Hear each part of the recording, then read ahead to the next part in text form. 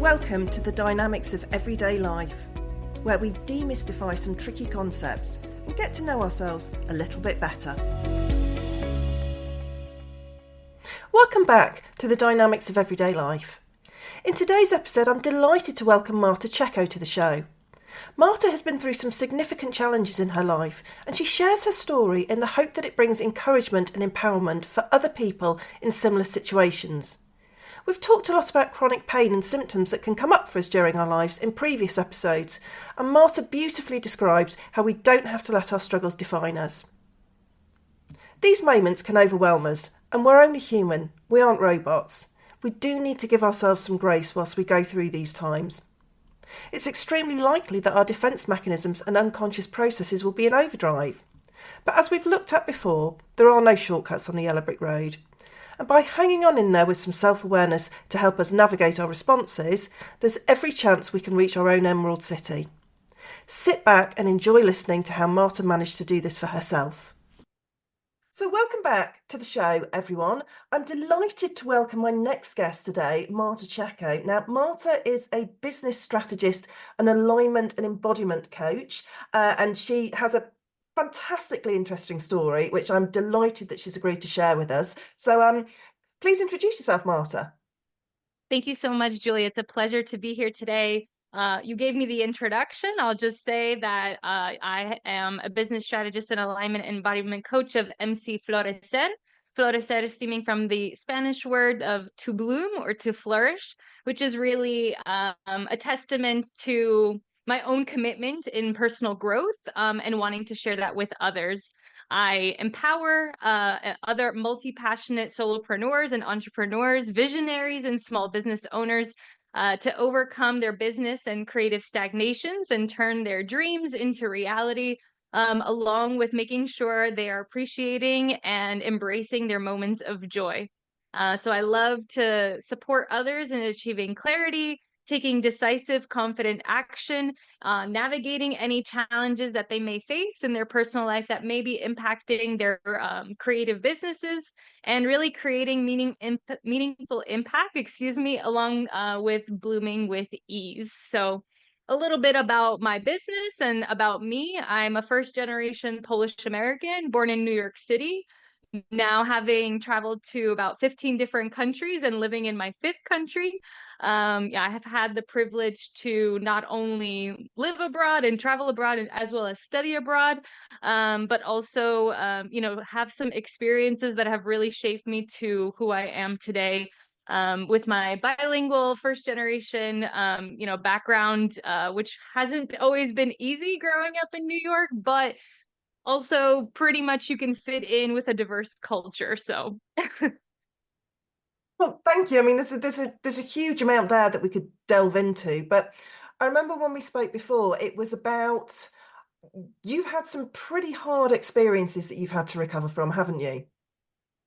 yeah, there are two very meaningful physical impacts that have taken place that I in the spiritual, almost woo world, like to call it like a spiritual awakening, and that's but that really has been two significant situations in my life which have, one, either allowed me to see things in a new perspective, process a lot of different limiting beliefs, along with having to overcome many different, not only mental limitations but also physical.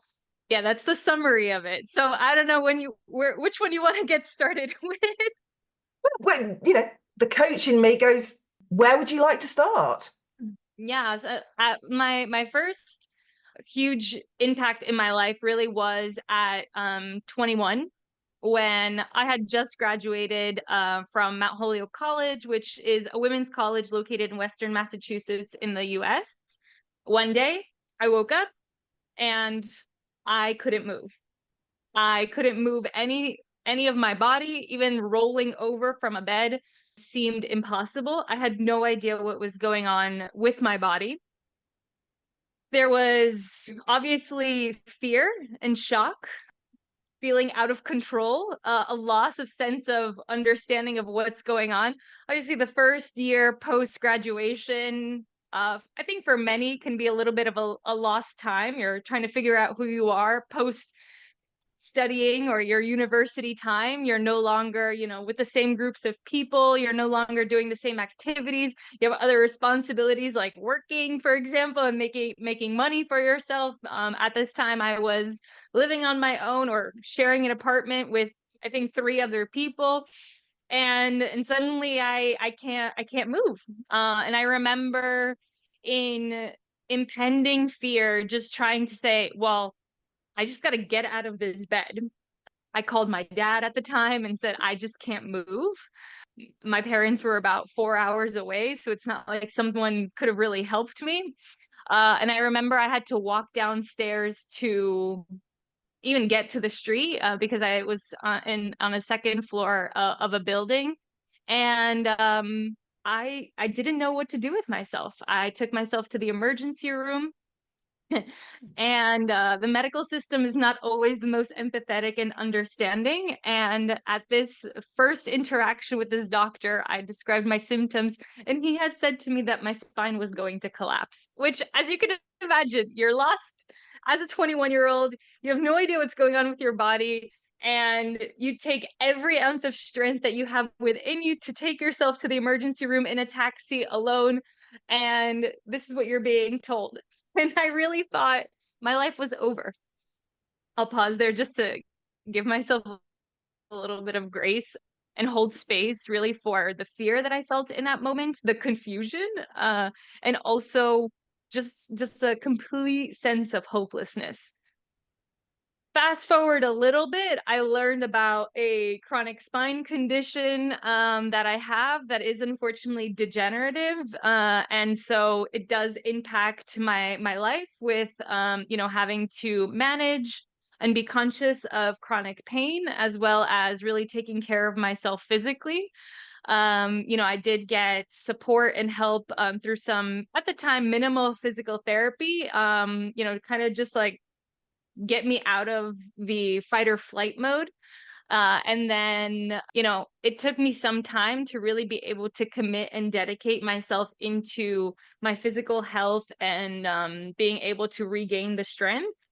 But within, I think it was 1 year or 2 years, I got into like amateur cycling and was doing 100-mile bike rides throughout a weekend. So what's to say that it really is a challenge sometimes to be able to see kind of the light that of the possibility, the options, and it really takes a lot of mental practice to be able to innately build up that strength and courage to try something new, to do something different, and to really be able to commit to yourself. Wow. I mean, that's just such a powerful story. Thank you for sharing with us. The question, I have a million questions, but the question that comes to mind for me now is, what do you think was the thing that really helped you get through that?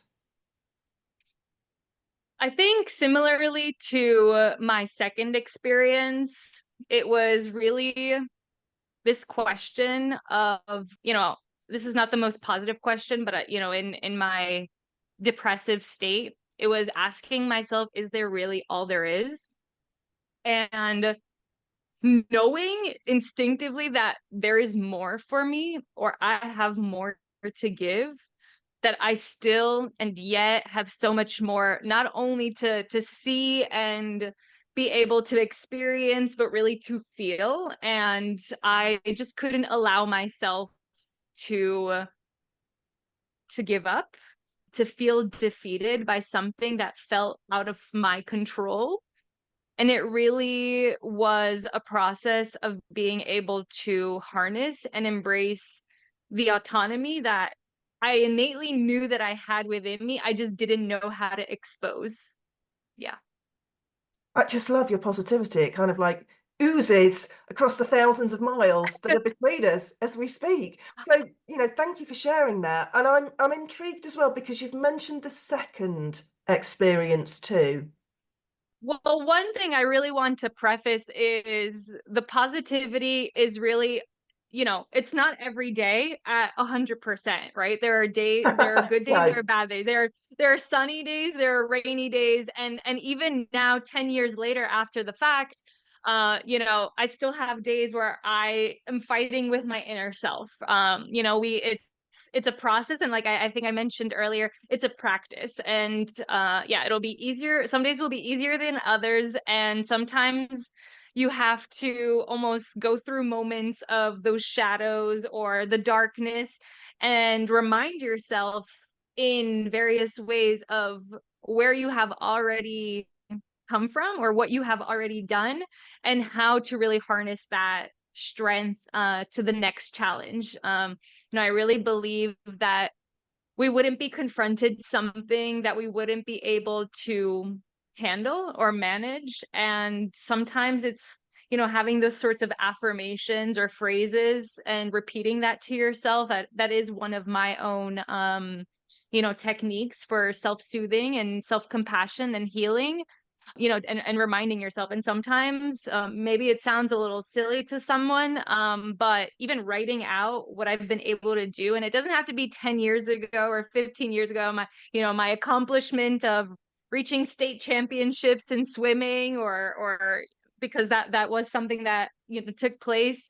It's not even just that. It's like, what was I able to do in the last hour, even sometimes even breaking it down, because we can culminate things into a huge kind of cloud of haze, right? And not know how to get out of it. And bit by bit, there are tools, there are methods, there are practices, there are approaches in order to align with what you really want, to access what you even really want. Because most often we're kind of running on autopilot, right? We're just like go go go. We're, oh, I got my job, I got my family, I got my work, like my maybe another work, a side hustle, a passion project, I have this hobby, I have this goal. And sometimes we get disconnected really from what are we even doing? Like, how are we even feeling in these moments? And I really want to kind of send this message to someone who may be going through a challenging moment or maybe a series of moments, or even feels like an era in their life that, you know, uh, it's okay. Mental health is still something that we are constantly learning about. Personal growth and development is something, I think a lot of people kind of be like, oh, that's not for me, or really there's a lack of understanding. And it doesn't have to be this big cloud of another haze, right? It can just be little bits and pieces. Like, what brings you like a joy in this exact moment? For me, for example, I'm speaking with you and I have a cup of coffee with me. It's morning for me where I am. And so, taking the time in the morning to ground myself, to maybe write out an affirmation. I love to start my day with, even sharing things that I'm grateful for and writing it in a journal, sort of setting an intention of the day. It really allows me to be able to start my day with a sense of ease, and also like a personal success. Like, I'm already here. I've already done more than I kind of assume or expect my day will look like, and grounding in those moments. So I really just wanted to make sure I preface that, because I think so often we can see others being like, oh, well, they overcame this and here's where they are, and really enunciate and emphasize that it is a process and a practice, and not every day is going to look the same.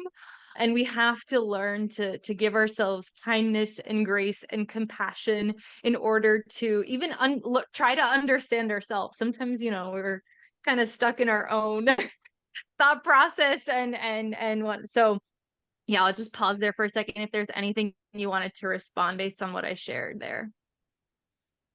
Excuse me. No, I mean, I think there are a couple of things. When you were talking, I was thinking, we love a to-do list, don't we? Love a to-do list. I love a Actually, to-do list. I'm yeah. someone who's putting together checklists and project plans and things for other creatives. So yeah. But also, I sometimes think it would be great for us to have done lists. I've done this, I've done X, Y, Z, because then it helps us look back and go, and not just think about, oh, I've still got to do this, I've still got to do that, I've still got to do the other. It Yes. helps us to go back and go, actually, you know what, I have achieved. this, Yes. that, Yes. ABC, etc. And you're right, it is a practice. And I frequently say, particularly on the episodes of the show where I'm sharing some theory and I'm talking about something, I will often say, give yourself some grace, because Yeah. changing yourself, developing yourself, learning something new is hard. Wouldn't it be Yeah. wonderful if we could, flip a switch in our heads and all of a sudden we think differently? It'd be great, but we don't. Absolutely. I very often in my consultations as well as my coaching, I really do encourage a done list, or if it's not a list, depending on, the workflow or process, the way some people don't like lists, or, get stressed out by a list. So even in conversation, sometimes someone will come to me and, feel very overwhelmed. They're trying to start a new aspect of their business and they want to add this project, like they want to start a newsletter and add a podcast and do all these things, and that's wonderful. I mean, that's exactly, if that's where your heart and really like your energy wants to go, do it. But sometimes we have to just take that pause, and I ask in my call, well, you don't have to list what you've done for me today. Like, what have you done for yourself today, maybe this week? Let's like bring it down a few notches, right? Like a few levels, because we have a like, and there's a time and place to focus on one thing, but if we're not in our own bodies connected to what's going on, what may be coming up. Most often, like even starting a new project, there's a fear, some sort of fear, whether it's a fear of change, even a fear of success, sometimes a fear of failure, of course. So many different things that can come up. And how does that feel? And how is that being presented in you physically, and how is that impacting you emotionally, in order to sort of prevent you to make that next step? And yeah, a done list is very much encouraged. So my second experience after the first one was 5 years later. So I'll set the scene in that, okay, I'm in the best physical shape of my life, probably in my adult life. At this time, I work in New York City. I'm going to all the boutique fitness gyms. It was like the mid 2010. So of course there was like Soul Cycle became like a huge thing, and all those things. And during the weekends, most often, because I worked a full-time job in the city, I was like doing my cycling. I sometimes even did tours.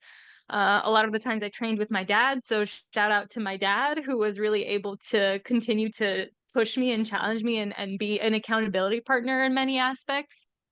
One day I am rushing to my nonprofit job where I'm a project manager, or program manager, really.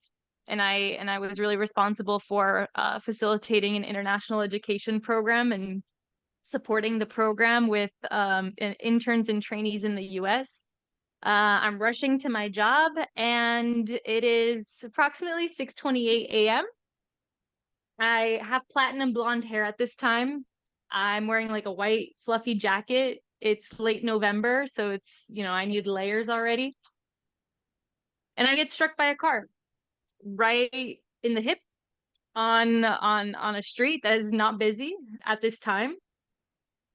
I flip over the car, I fall, the whole thing happens.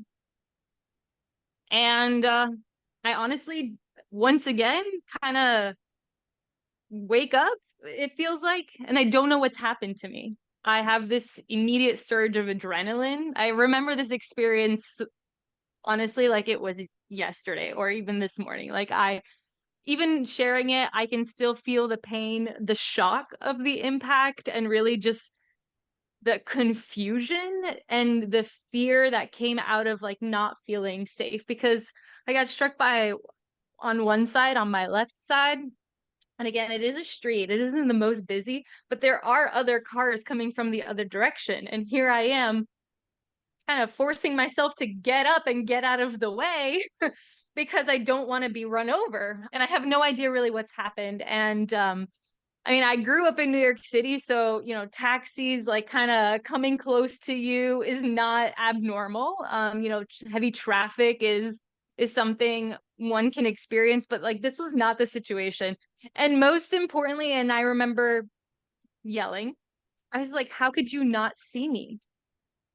In that moment, it was really challenging because there were so many thoughts that came to him. And at the same time, I wasn't thinking anything. And all I remember that I was yelling, saying, how could you not see me? Here I am, platinum blonde, like wearing a white jacket, like there's a light under me, like a light post. What happened? And that was a very different experience than the one previously, because here there was actually an object that impacted something, me, right? Like my physical body. And so, there's almost like in that situation and for many months after, like something to blame or like something more tangible to blame. But the confusion, the fear, the misunderstanding, the lack of clarity of, what to do next or how to manage all of it was very similar. This incident did result in physical impacts across my body, in my neck and my shoulder and my back and my hip. So I did quite a lot of physical therapy. I think it was almost 3 years, probably 3 times a week, which I was, really grateful to at least have support in being able to get further treatment. But outside of the physical limitations, it was really the mental that needed the most work, the mental and the emotional, because after that accident, it took me over 6 months to be able to walk independently and like cross a street. I was completely paralyzed with fear, diagnosed as PTSD, right? In order to be able to walk independently and like get anywhere, because I just felt so much fear for my safety and that something else worse to happen. I was someone who didn't take time off. I think I took 5 days off and returned to work. I never took the disability to really take the time to recover. And it wasn't until 2 years ago, so almost 4 years after the accident, that I really took the time to process and learn from the experience and, take time away to be able to say, all right, this happened. We've gone through this whole cycle and here we are today. And what are we doing for the next 30 years of my life? Because I didn't want to keep living confused, in fear, just waiting for something else to happen. Wow. I mean, thank you for sharing, Marta. That's absolutely huge. And you said at the end you don't want to live in fear, waiting for something else to happen. You've had two pretty big things happen to you. So how do you go through day by day, not living in that fear that something else is going to happen? A lot of it is perspective.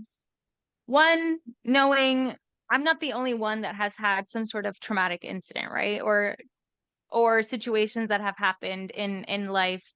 And it can be really challenging. And I remember in those moments, nothing anyone says is helpful during that time, honestly. Like if you say, look at the bright side, or someday this will all feel better, or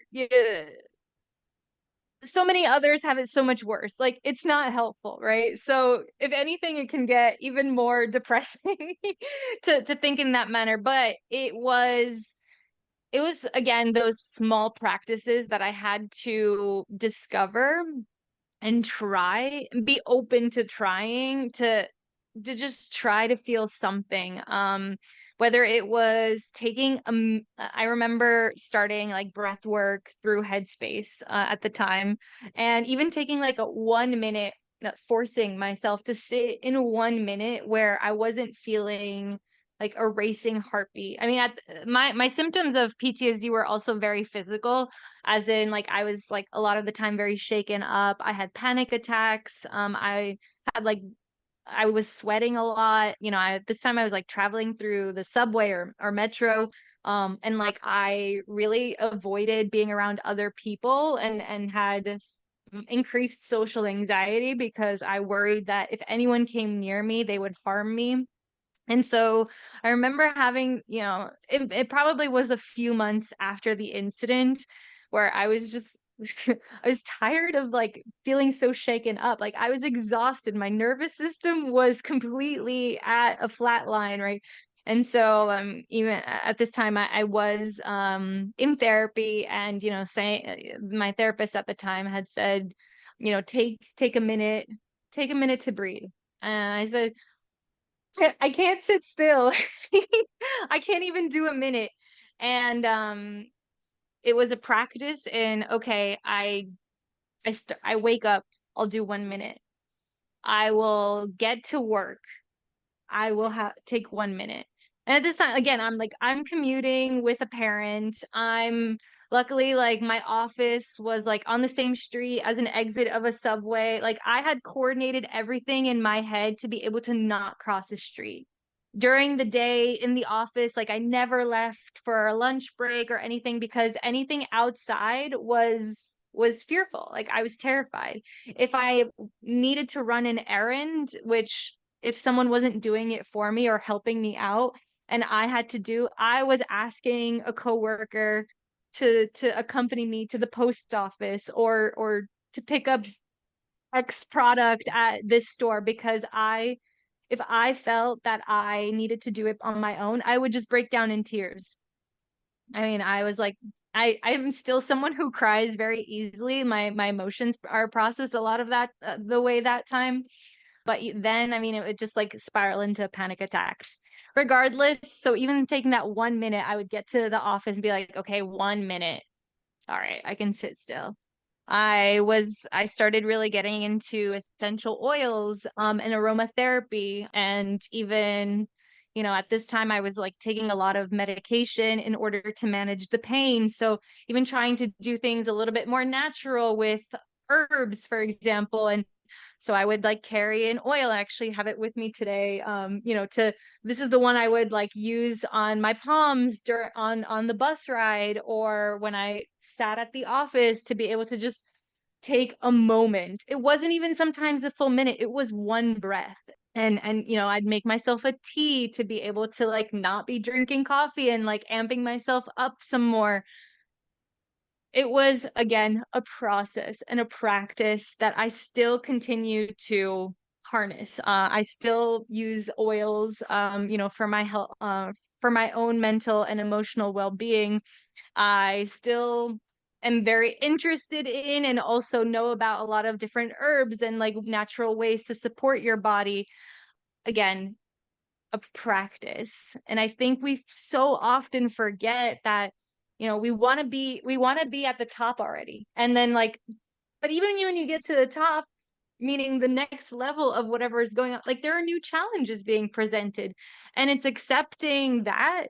And also that there is that flow, there's the ebbs and flows of everything that happens that we just have to accept and be open to trying new ways, hearing new perspectives, learning about it. I mean, there's just so many different tools and practices that I have tried, during these times of the ones that really feel the most dark and the most alone because you kind of feel like you're doing it all alone. But I mean, I was really, really privileged to be able to have support and help not only from my family, but even from like my colleagues at the time to, you know, sometimes I had a lot of shame and even asking for help, but I just would I had those few people and be like, can I please ask for your help? And having that kind of trust in someone is really hard. So if anything, it's sometimes we also have to have empathy, that we don't know what someone else is going through. Again, like this was what looked like invisible. I never had a broken bone throughout the act, incredibly enough. I had internal bruising and herniation of discs, but so and nothing that like what had happened looked like I was a trauma patient or someone who had suffered anything. So dealing with almost invisible looking pain and health challenges, it really taught me a lot of perspective and being able to think for other people. And sometimes, again, I forget that too, but everyone is going on their own journey and has their own experience and carries sometimes the weight of their experiences. And yeah, having that empathy and compassion for someone else can really like help them literally get up, or move forward or take that next step. That's so important. And I'm just wondering, because there's so much in your story, Marta, what would you like people listening to this to be able to take away from our conversation? Well, for a long time, I think we mentioned on this earlier, like I did so many things out of like running on autopilot, and I don't want to blame it or put too much weight on, whether it's my background, because or upbringing or those experiences, although like that is very much valid, it's not necessarily defining of the full experience. I think if anything, I really want to encourage and empower others to live out what they really desire. And that's sounds so easy, and yet we don't do that. Too often we're like, well, I need to get this job, or like I'm in this career, or I'm in this direction, and I have this commitment and these responsibilities and XYZ. Like, right? We're so easy and quick to almost negate what we really want. And we don't give ourselves the space to explore the curiosities that we may have, the interests that we just have never gotten around to, like learning how to surf, or maybe even it's crocheting, or maybe just coloring. We it's so challenging for us to be able to embrace. I just feel like doing this. Like, let's see what'll happen out of this. This mindset of, well, what if it works out? We're so quick to say, I can't do this because of. And again, I'm not a guru. Like, I make this error as well. And I say error because there's a possibility of flipping the switch. We can always see things on the other side. And it's not to say, oh, the grass is greener on the other side. It's to say, well, what if there's more? And be curious and open to that. I think I really want to encourage your listeners and really anyone else that may come across this podcast to just try. Like, what's the worst that can happen? What's the best that can happen? You don't know that. Be open to that. Be open to the perspective. Be curious. Be bold in what you undertake. Fear can only get you so far, and staying stagnant for me is not an option. I love that. I love all those phrases. So if people want to find out a bit more about you, or if people would like to get in touch with you and get a bit more of the Marta magic, how do they do that? Oh, Marta Magic. I love that. I haven't really thought of that. Okay, thank you.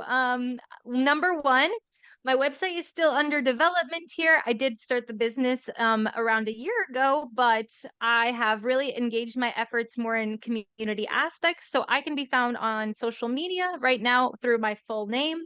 I can also be reached via email, hi@martachecko.com, which I'm sure you'll provide in the show notes as well. I offer always a complimentary coffee chat to anyone who wants to get to know me a little bit more, to see how I can support them, whether they need or want support in any sort of business vision and strategy, or really aligning what their desire is and building out that life to overcome their challenges and turn them into celebrations. I have a variety of offers and services to be able to support, and it doesn't have to. If you don't identify as an entrepreneur, that's okay. If you don't identify as a creative, but you have ideas of what else you want to do, that's enough. And I'd love to really just connect with anyone who wants more for themselves and maybe just wants someone else to listen to them and give a nimble nudge to make it happen. Love that. We're all about the alliteration today, aren't we? The nimble nudge. It's my favorite it's my favorite literary technique. So, you can see a lot of that in my socials, and in my language, my blog as well that I write. It's called Tuesday Tingle. So again, the alliteration doesn't go past me, and that's really where I've also documented my personal growth and development from the last 2 years. It started as a personal project, and I'm on release number 75, and it's still going. So, yeah, I can be found in many different ways. You just have to get started and look me up. I love it. Thank you so much, Marta. Thank you so much for really generously sharing your story with us. It's a massive inspiration to me. I'm sure it is to everybody who's listening. Thank you so much. As you say, I will put all your contact details in the show notes. If people have questions, I hope they'll be in touch. So thank I you hope ever so so. much. Thank you so much for sharing and holding space for me to share a little bit about my story, and allowing me to be vulnerable and share from the heart. It's really an honor. And yeah, I hope just someone else will be able to learn perhaps something or feel a little bit of comfort knowing that they are not alone in whatever they may be going through. So thank you so much for your time and space, Julia. It's been an honor. No, it's my absolute pleasure, Marta. Thanks ever so much. Thanks for listening to this episode of The Dynamics of Everyday Life. Please hit the follow button for future episodes and subscribe wherever you get your podcasts. You can follow me on Instagram at The Dynamics of Everyday Life or find me on LinkedIn at Julia Rogers. I'd love to hear from you and hear your thoughts on dynamics.